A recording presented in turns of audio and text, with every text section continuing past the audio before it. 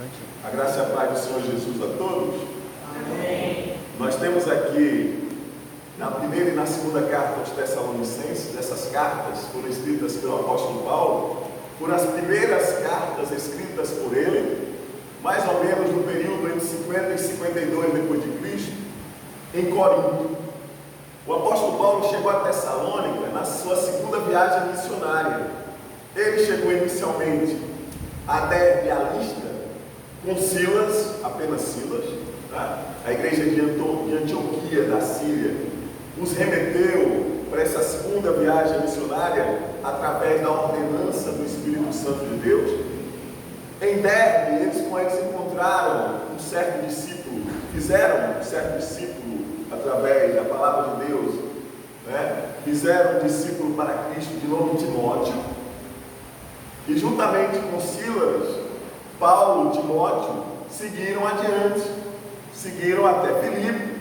Em Filipos houve uma grande perseguição, houve um grande tumulto ocasionado pela chegada do apóstolo Paulo à cidade, depois que ele expulsou um espírito de adivinhação de uma moça, e com isso os seus senhores perderam essa fonte de renda, né?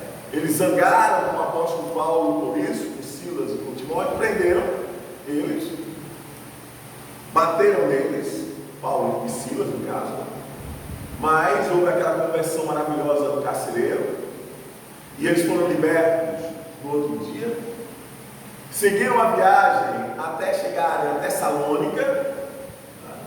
Em Tessalônica, eles ficaram por 3 meses pregando na sinagoga de lá. Mas, desculpe, 1 mês. Eles ficaram 1 mês.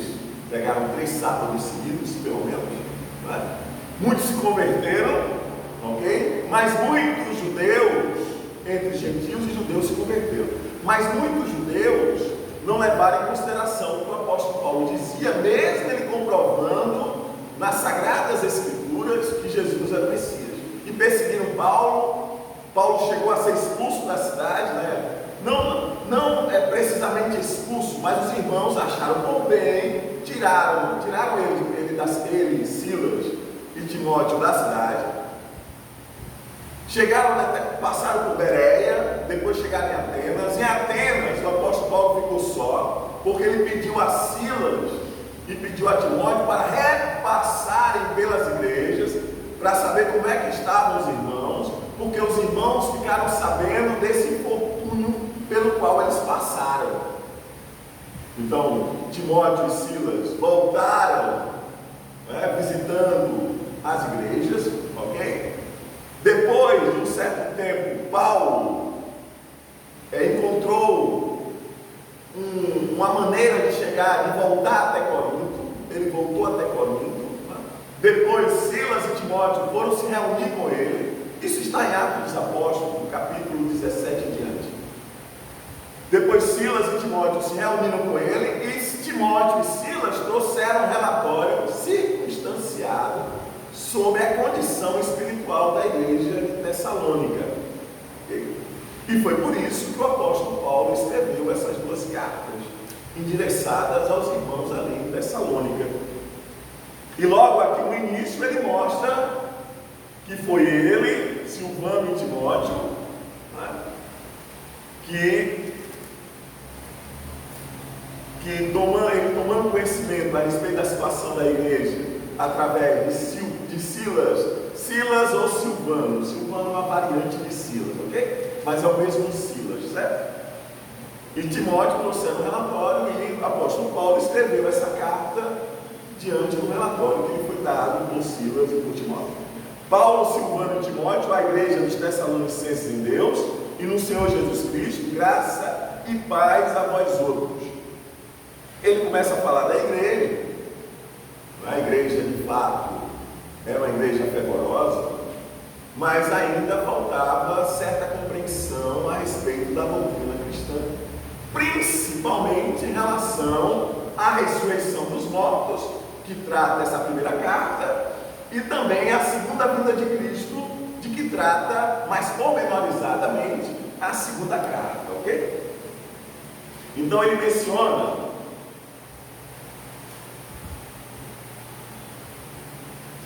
ele menciona os motivos, ele começa uma ação de graças, né? Pelo testemunho dos irmãos em relação à fé da igreja em Tessalônica. Ele mostra aqui no versículo 7, no capítulo 1, dessa forma, vos tornastes um padrão de fé. Era difícil alguém que tinha fundado uma igreja falar dos seus próprios membros, porque parecia que ele estava exaltando a si mesmo, porque ele estava falando da igreja que ele fundou. Os irmãos que estão ali se converteram através dele, ok? Mas o apóstolo Paulo, devido à seriedade com que os tessalonicenses abraçaram a palavra de Deus, mas em Atos dos Apóstolos ele torna claro que os tessalonicenses não eram tão minuciosos, né, para saber o que de fato estava escrito em relação ao que se dizia, do que os bereanos. Lembra que o apóstolo Paulo fala dos tessalonicenses? Ele disse que os bereanos eram mais nobres do que os tessalonicenses, porque os bereanos, eles ouviam o apóstolo Paulo falar a respeito das Sagradas Escrituras e iam averiguar se aquilo que ele falava estava escrito, ok? Os tessalonicenses tinham fé, mas eles não tinham esse certo cuidado, amém? Que nós devemos ter, porque não foi à toa que Deus nos deixou escrito as suas determinações para esta vida e para a vida que virá, a vida vindoura. Tudo que nós precisamos saber a respeito do hoje, do futuro, do nosso futuro, diante da obra de Deus, está escrita neste livro, em especial no Novo Testamento, tá certo? Por quê? Porque Deus se revelou plenamente na pessoa histórica do nosso Senhor e Salvador Jesus Cristo. Jesus é a expressão exata do ser de Deus. É assim que, por exemplo, o escritor aos Hebreus nos traz Jesus Cristo, nosso Senhor, né? Então o apóstolo Paulo diz: dessa forma vos tornaste um padrão de fé para todos os crentes que estão na Macedônia e na Acaia. Tessalônica era uma cidade portuária ao norte do mar Egeu, certo? É uma região onde foi o primeiro lugar na Europa que o evangelho foi pregado. Passou por Filipos e chegou a Tessalônica, ok? Então Paulo, ele menciona a fé dos crentes em Tessalônica, né?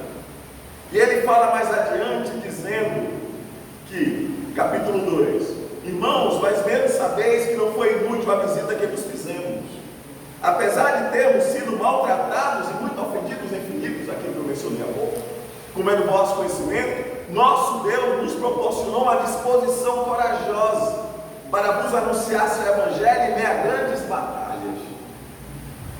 Então a vida com Cristo não é fácil. Existem grandes batalhas a serem tratadas. Batalhas particulares, cada um de nós por si mesmos, e também batalhas coletivas, toda a igreja, né? As grandes batalhas que a igreja irá travar ainda estão por vir. Grandes batalhas, ok? De fato, eu creio, assim como o apóstolo Paulo quando ele menciona nessa carta, que a igreja não estará aqui durante a grande tribulação. Esse foi um grande equívoco que a igreja de Tessalônica cometeu, de pensar que eles já estavam passando, naqueles momentos, devido à grande perseguição que eles estavam sofrendo, eles já estavam passando pela grande tribulação. O apóstolo Paulo disse: não, ainda não é esse período, porque no entendimento do apóstolo Paulo, né, a gente pode observar, é uma das vertentes aqui, de que a igreja não estará na terra durante a grande tribulação, ok? Então ele menciona o fato de que eles souberam que o apóstolo Paulo estava passando por... Imaginemos como o apóstolo Paulo chegou a Tessalônica, abatido, ainda com feridas abertas nas suas costas, porque ele foi açoitado em Tessalônica, abatido, né? Talvez com fome, com sede, né? Mas ele chegou lá. E ele pregou o evangelho ousadamente. E muitos se converteram, entre judeus, entre gentios. E dentre os gentios, mulheres nobres. Assim nos diz a palavra. Por exemplo, lá em Atos dos Apóstolos. Ele diz: pois a nossa exortação não tem origem no pecado, nem tampouco em motivos impuros, muito menos tendo qualquer intenção de nos enganar. O apóstolo Paulo, ele chegou de coração aberto, chegou pregando o evangelho, sem olhar a quem, sem pensar em, a partir daquele momento, ele poderia desfrutar de algum privilégio. Ele não estava pensando nisso.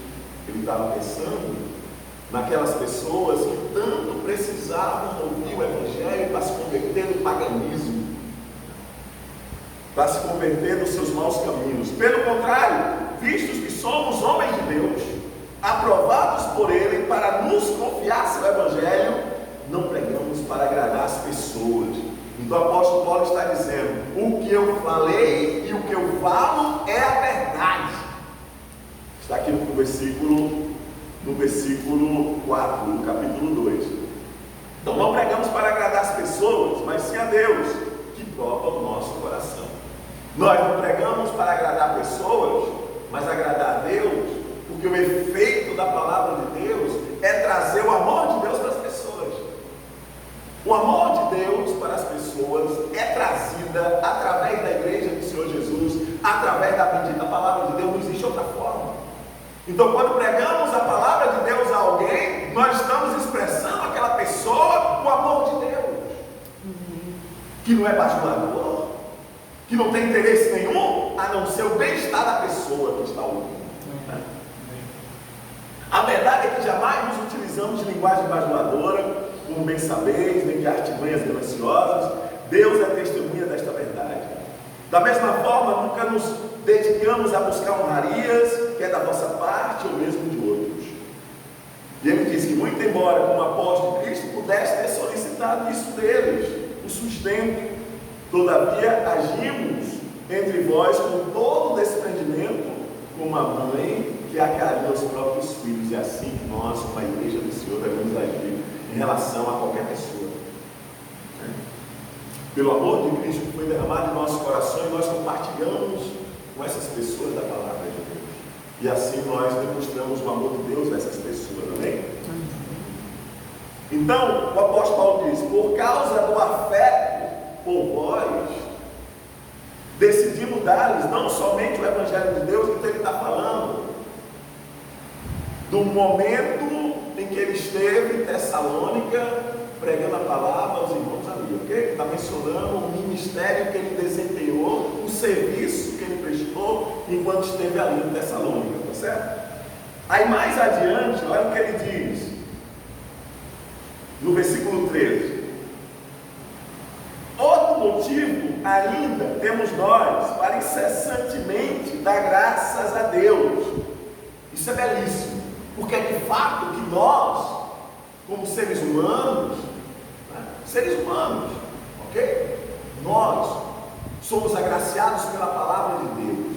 Quando nós entendemos que essa palavra não vem de homens, essa palavra não vem pela vontade nem pela criação de seres humanos, mas vem dos lábios do próprio Deus, que fala através dos seus servos.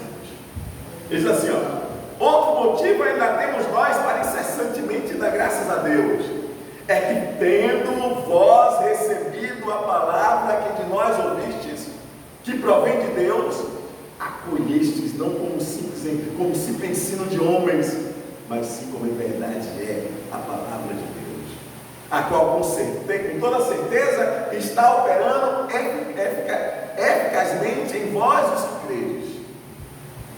Tanto é assim, queridos irmãos, que vos tornastes discípulos das igrejas de Deus em Cristo Jesus, que estão na Judéia. Afinal, também vós padecestes da parte de vossos próprios patrícios as mesmas crueldades que eles, por sua vez, sofreram dos judeus. O exemplo típico é nosso Senhor Jesus Cristo, os quais não somente assassinaram o Senhor Jesus e os profetas, como igualmente nos perseguiram. Eles fizeram o que era mal diante de Deus e são hostis a todos.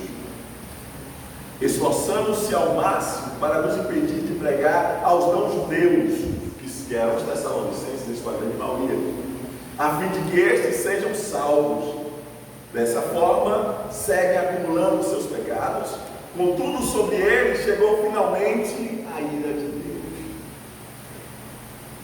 A ira de Deus é algo que nós devemos levar em consideração como a sua justiça em operação.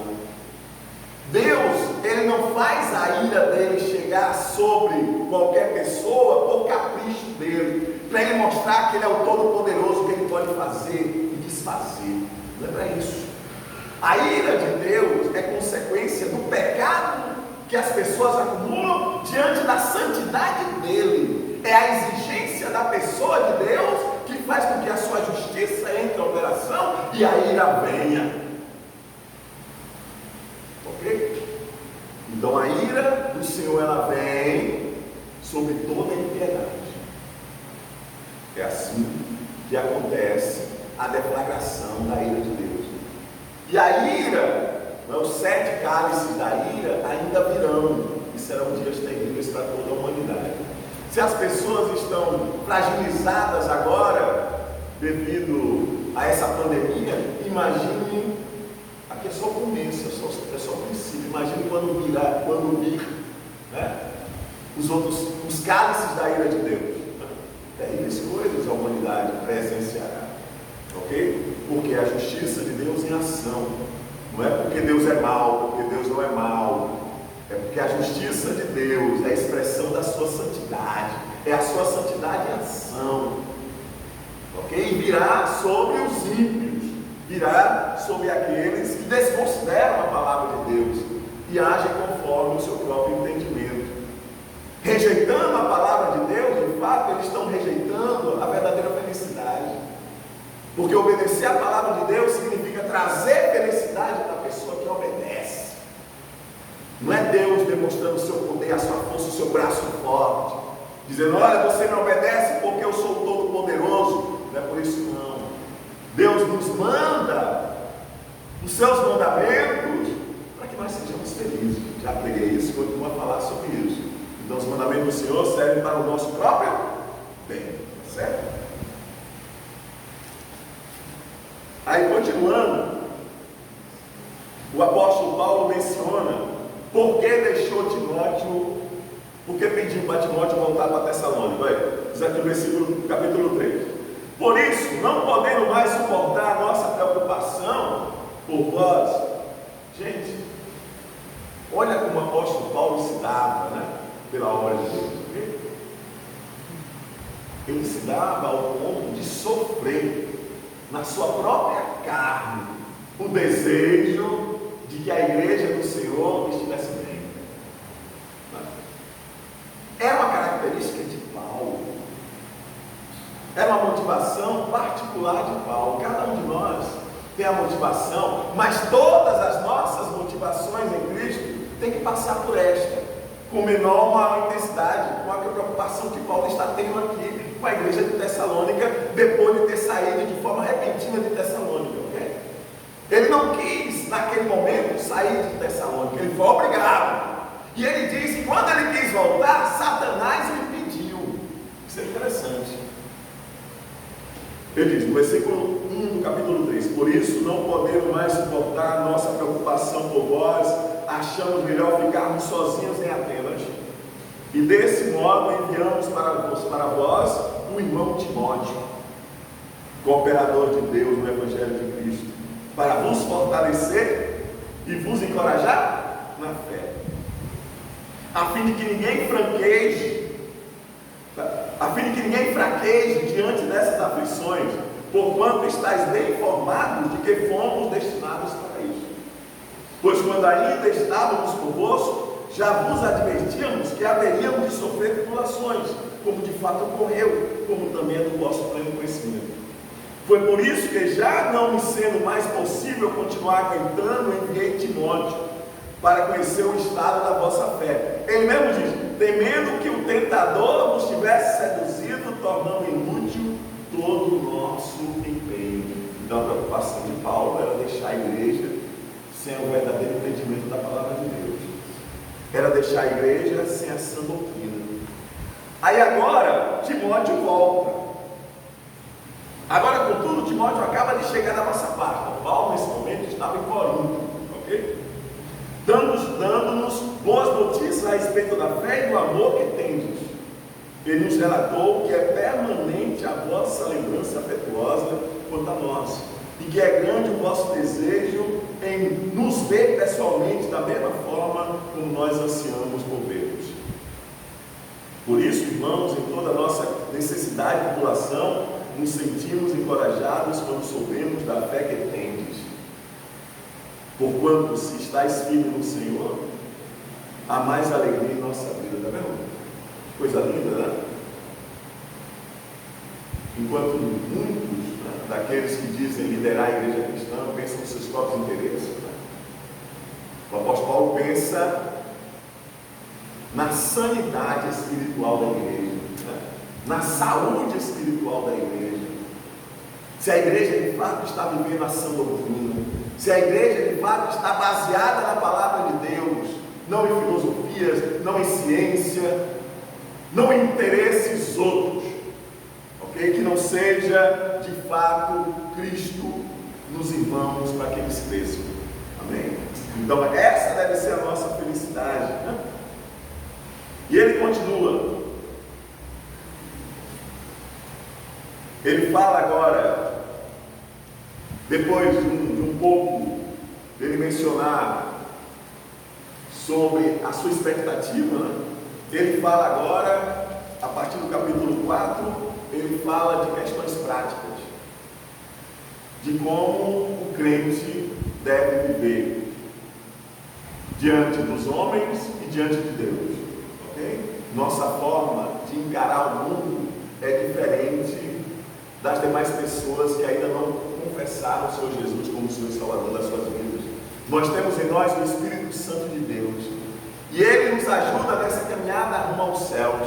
Esse processo pelo qual nós passamos, em que o Espírito Santo de Deus nos forja a imagem do Filho amado de Deus, nosso Senhor e Salvador Jesus Cristo, esse processo é importantíssimo em nossa vida e chama-se santificação.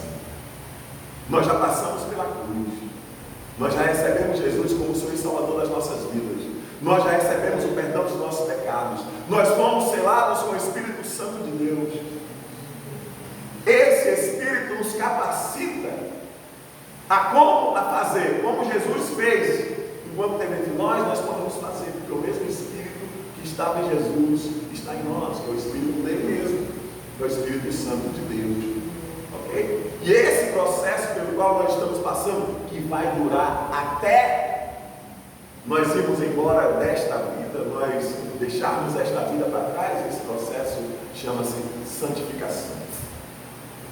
E o apóstolo Paulo, ele tem na sua característica como apóstolo, ele tem essa preocupação, não que os outros não tenham, mas o apóstolo Paulo é mais minucioso nisso, justamente porque ele pregou aos pagãos, aos gentios, amém?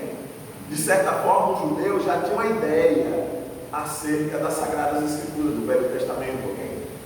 A respeito da lei dos profetas. E os gentios não, os gentios eram totalmente ignorantes.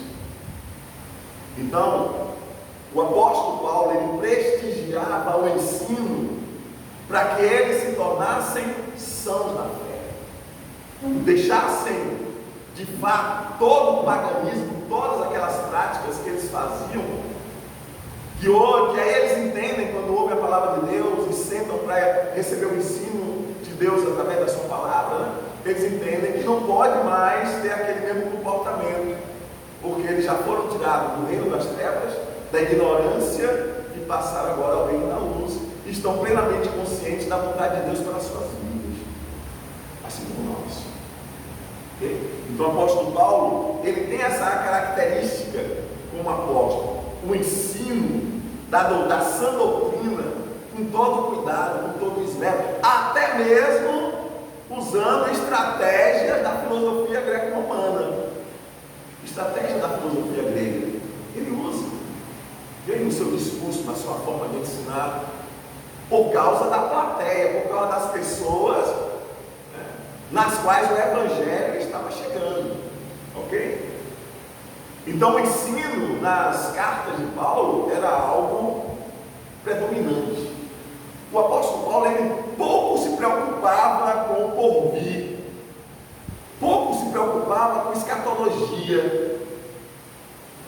Ele se preocupava sim em ensinar o povo a como serem santos diante dos outros homens e diante de Deus.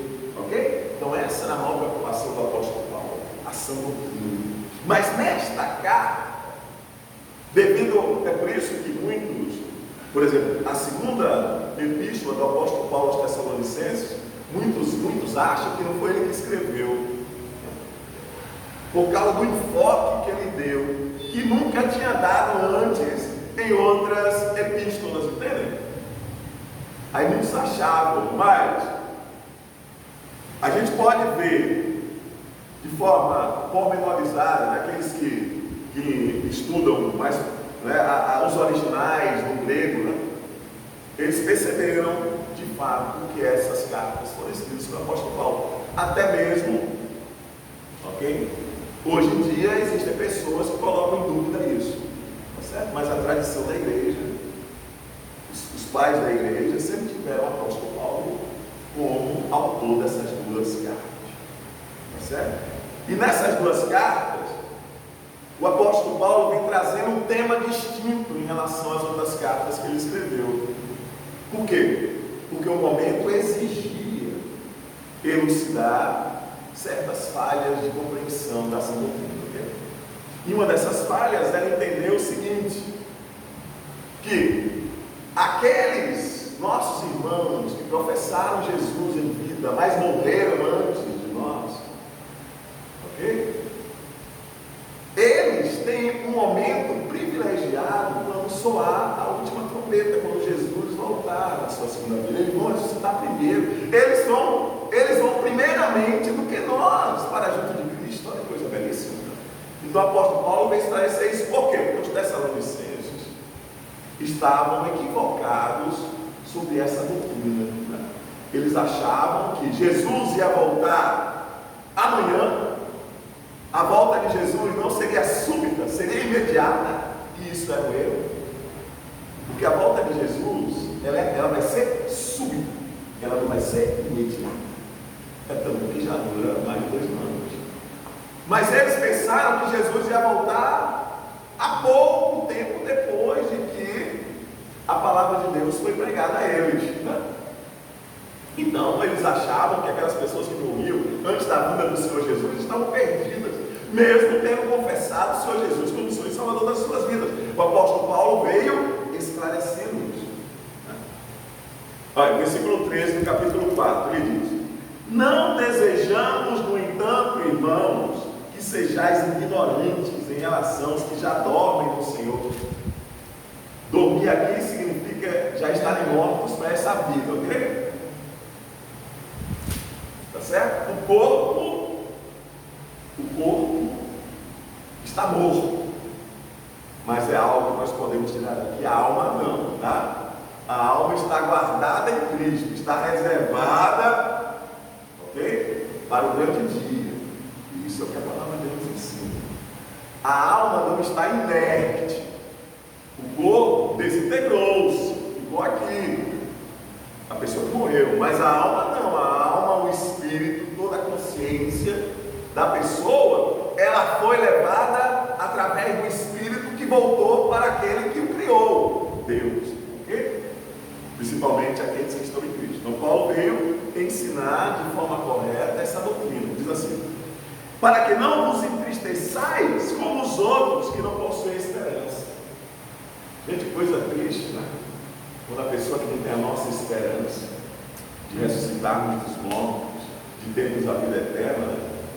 Ver os seus entes queridos, um amigo, uma pessoa próxima, ou mesmo uma pessoa que não conhece falecida, sem essa esperança, ou ter na pessoa que contempla o falecimento de alguém, essa pessoa não tem essa esperança, né? É coisa triste. Porquanto, se cremos que Jesus morreu e ressuscitou, porque ele morreu e ressuscitou, da mesma forma devemos crer que Deus, por intermédio de Jesus, trará juntamente com ele os que nele faleceram. Afirmamos a todos vós pela palavra do Senhor que nós, os que estivermos vivos, quando se der o retorno do Senhor, certamente não precederemos os que dormem nele. Então, os que dormem, que já dormiram, terão esse privilégio, ok? Pois dada a ordem com a voz do arcanjo e o ressoar da trombeta de Deus, o próprio Senhor descerá dos céus e os mortos em Cristo ressuscitarão primeiro. Eles ressuscitarão, imediatamente terão um corpo glorioso e estarão com o Senhor. Logo em seguida nós, os que estivermos vivos sobre a terra, seremos arrebatados com Ele nas nuvens para o encontro com o Senhor nos ares, e assim estaremos com Cristo para sempre. Consolai-vos, portanto, uns aos outros com estas palavras.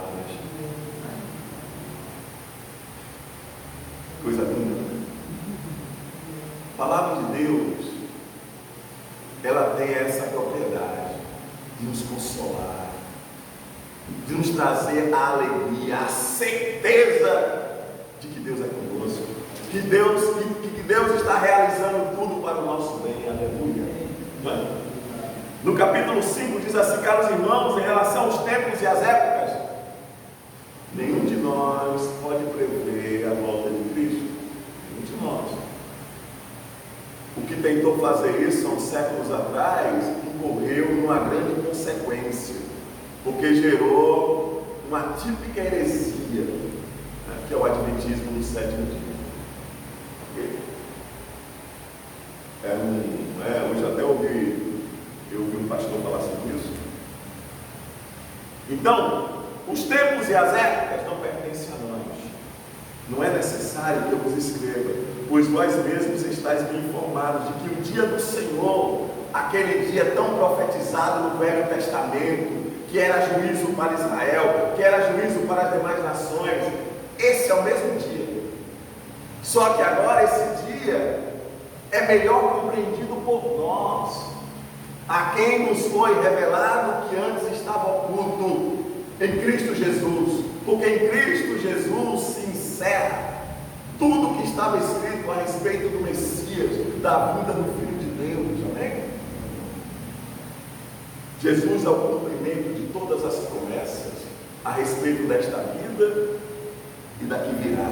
Então o dia do Senhor virá como um ladrão à noite. Ladrão à noite significa de forma súbita. Porque se eu soubesse, né, se a pessoa, o dono de uma casa, soubesse que eu era o ladrão e ia roubar, aí se preparava, né? Não é verdade? Mas Jesus não vai pegar todo mundo surpresa. Nós não seremos surpreendidos. Nós, eu digo, aqueles que vivem piamente esta palavra, aqueles que procuram viver a palavra de Deus, a vontade de Deus, não serão pegos de surpresa. O apóstolo Paulo diz isso, vamos ver? Pois vós mesmos estáis bem informados que